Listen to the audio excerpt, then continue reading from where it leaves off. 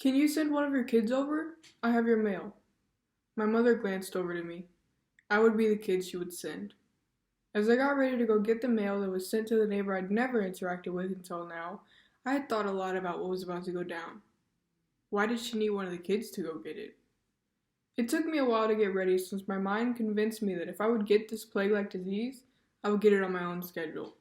With that in mind, I made my way across my lawn to our neighbor's house, and then came right back.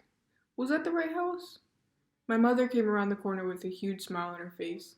That was the right one. She just sent me a text saying she's waiting. The house to our right. Yes. I'd struggled with myself for a few moments, going back and forth between thinking I had the wrong house or thinking it was the right house and I was just a coward. You got the right place, a small, far voice interrupted my inner thoughts. Just come on over. When I found the location of the voice, I was riddled with shock.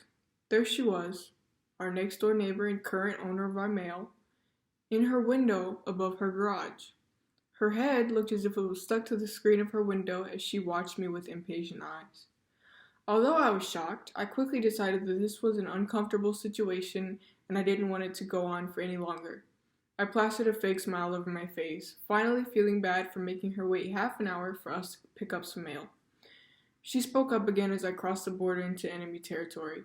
It's just in the mail dispenser on the porch. Ah, yeah. I forced out a fake laugh.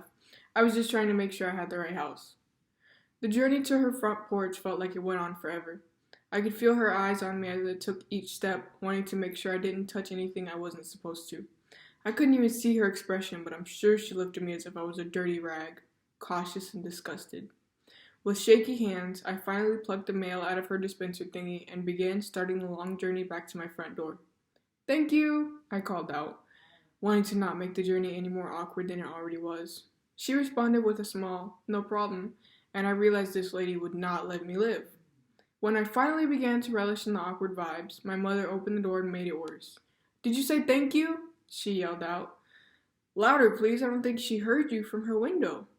I only responded with a nod, focused on the fact that I was almost on my own turf. I had no clue if that lady's eyes were still on me, but I wasn't going to take any chances and look back. When I finally entered my lawn, I felt like I had emerged from almost drowning. I practically tackled down my front door, quickly closing it behind me. I let out a loud, exaggerated gasp, happy to finally be safe from my neighbor's suspecting stare.